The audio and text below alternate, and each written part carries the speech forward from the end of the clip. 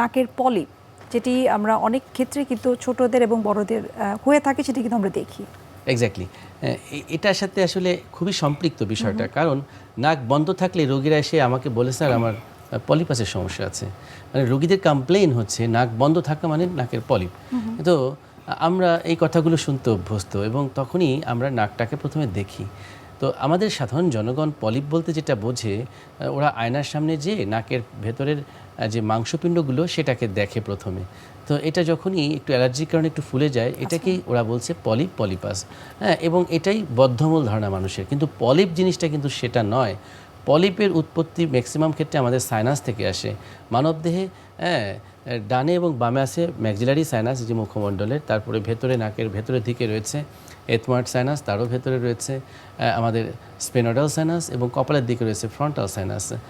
এই যে চার ধরনের যে সাইনাস, এই সাইনাসের যেভাবে তৈরি হয়েছে, একটা ঝিল্লি দিয়ে তৈরি হয়েছে বা একটা বলছি আমরা মিউকাস যে মেমব্রেন দিয়ে তৈরি হয়েছে। তো যাদের ঘন ঘন এরকম ঠান্ডা, হাঁচি, কাশি, সর্দি লেগেই থাকে, ক্রনিক ডিজিজে আক্রান্ত, তাদের এই মিউকোজাল একটা চেঞ্জ আসে, অর্থাৎ এই ইনফ্লামেশনে মিউকোজাগুলো ফুলে যায়। ফুলতে ফুলতে এটার একটা এন্ড আউটকাম হচ্ছে স্যাগিং ডাউন, অর্থাৎ মাংসপিণ্ডগুলো আস্তে করে ঝুলে পড়ে যায়, এবং যেটা সাইনাসের ভেতর থেকে আসে। এবং এটা যখন আনট্রিটেড অবস্থায় থাকে, অর্থাৎ ট্রিটমেন্ট নিচ্ছে না, সেটা আস্তে আস্তে ফুলে ফেপে বড় হয়ে তখন কখনো কখনো নাকের থেকে বের হয়ে আসে, আবার কখনো কখনো সেটা আলটিমেটলি মুখের ভেতরেও কিন্তু ঢুকে যায়। আচ্ছা, এই ক্ষেত্রে ট্রিটমেন্ট কি হতে পারে সেটি আরেকটু বিস্তারিত জানার চেষ্টা করব, তবে এই পর্যায়ে আমরা একটু দেখে নিচ্ছি আমাদের স্বাস্থ্য প্রতিদিনের নিয়মিত আয়োজন কি খাবেন কেন খাবেন এই সেগমেন্টটি। সুপ্রিয় দর্শক, আপনারা দেখছেন স্বাস্থ্য প্রতিদিন। এই পর্যায়ে আমরা দেখে নিচ্ছি বিভিন্ন খাদ্যের পুষ্টি গুণাগুণ নিয়ে আমাদের পুষ্টিবিদের পরামর্শ।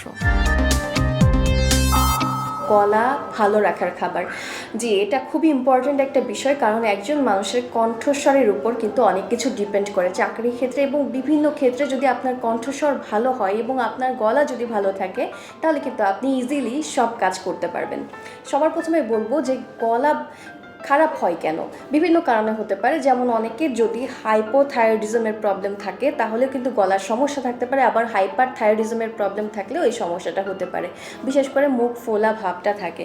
তো আপনাকে অবশ্যই এই বিষয়টা খেয়াল রাখতে হবে যে আপনার থাইরয়েডের কোনো প্রবলেম আছে কিনা। অনেকেই আছেন যাদের কিনা নিয়মিত রেগুলার, মানে একটু সিজন চেঞ্জ হলে ঠান্ডা, কাশি, জ্বর চলে আসে। তো সেক্ষেত্রে আপনাকে গলা ভালো রাখার জন্য রেগুলার অ্যান্টিঅক্সিডেন্টযুক্ত খাবার খেতে হবে, বাদাম, গ্রিন টি এবং কালো চা, এগুলো থেকে। এবং আপনি কালো চায়ের মধ্যে যদি আপনি দারুচিনি, লবঙ্গ, এলাচ এগুলো দিয়েও যদি আপনি একটু মশলা চা খান, তাহলে কিন্তু আপনার গলা ভালো রাখবে। এর পাশাপাশি আপনি রেগুলার মধু খেতে পারেন। 1 চা চামচ মধু সবাই মোটামুটিভাবে খেতে পারবেন, এবং এই মধু খাওয়ার ফলে কিন্তু কণ্ঠস্বর অনেক সুন্দর হয়।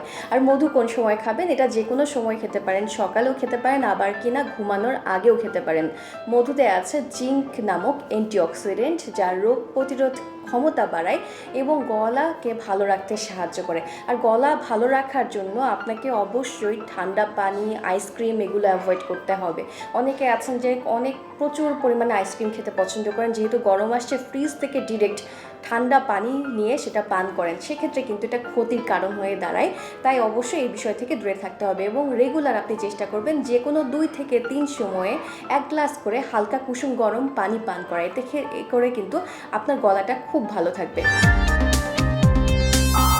আপনার কাছে এখন একটু জানার চেষ্টা করব যে পলিপের আধুনিক চিকিৎসা কি, বর্তমানে কোন কোন ধরনের ট্রিটমেন্ট রয়েছে, এবং তার পাশাপাশি খুবই গুরুত্বপূর্ণ যেটি, সেটি হচ্ছে যে অনেক ক্ষেত্রে আমরা দেখেছি যে কোয়াক যারা রয়েছে তারা কিন্তু অনেক সময় বিনা অপারেশনে পলিপের চিকিৎসা করে থাকেন, সেই সম্পর্কে একটু জানবো। আমাদের চেম্বারে যখন রোগীরা আসে, তারা পলিপের চিকিৎসার নামে অপচিকিৎসার শিকার হয়ে থাকে।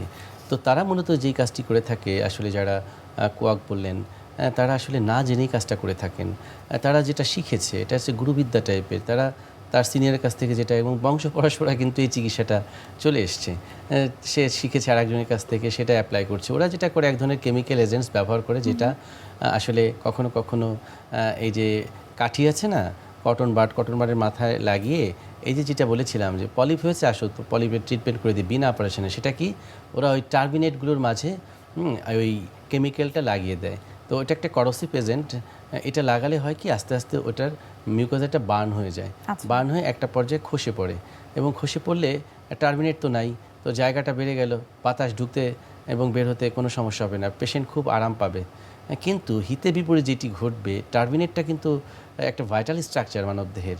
আমাদের যেরকম দুটো হাত আছে, সৃষ্টিকর্তা নাকের ভিতরে 6টি বলবো, আমি এটাকে হ্যান্ডস বলি, 6টি হাত রেখে দিয়েছেন এবং এটার প্রত্যেকটির পার্টসের গুরুত্ব রয়েছে। এই যে আমরা বাতাস গ্রহণ করছি, আমরা যদি ডিরেক্টলি বাতাস ইনহেল করতাম তাহলে আমরা বেশি দিন সার্ভাইভ করতে পারতাম। এটা ফিল্টারিং হয়, টেম্পারেচারটা নিয়ন্ত্রিত হয়, আর্দ্রতা নিয়ন্ত্রিত হয়, তারপর এন্ট্রিটা রেস্ট্রিক্টেড করে দেয় বাতাস সবসময়। এবং এটার মধ্যে কিন্তু সৃষ্টিকর্তা অনেক সিস্টেম ডেভেলপ করে দিয়েছেন। এক্ষেত্রে যথাযথ ট্রিটমেন্ট আসলে কি? ট্রিটমেন্ট হচ্ছে যে চিকিৎসকই নির্ধারণ করবেন। আমরা এই পলিপের আধুনিক চিকিৎসা হিসেবে ফাংশনাল এন্ডোস্কোপিক সাইনাস সার্জারি করে থাকি। অর্থাৎ সাইনাসের ভেতর থেকে যেহেতু পলিপের উৎপত্তি কখনো কখনো টার্বিনেটের থেকেও আসে, সেগুলোকে আমরা এন্ডোস্কোপিক্যালি এটাকে রিমুভ করি সার্জিক্যালি। তো এটাই হচ্ছে আসলে আলটিমেটলি যথাযথ ট্রিটমেন্ট এবং মডার্ন ট্রিটমেন্ট। অসংখ্য ধন্যবাদ। আমরা অনুষ্ঠান একেবারে শেষ পর্যায়ে ধন্যবাদ জানাচ্ছি। সেই সাথে যে পলিপ নিয়ে এবং নাকের হাড় বাঁকার যে কমন কিছু সমস্যা, সেই সমস্যাগুলো নিয়ে যে মানুষের কিছু ভ্রান্ত ধারণা রয়েছে এবং অপচিকিৎসা নিয়ে থাকে, সেই সম্পর্কে একটা সঠিক ধারণা দেওয়ার জন্য অসংখ্য ধন্যবাদ আপনাকে।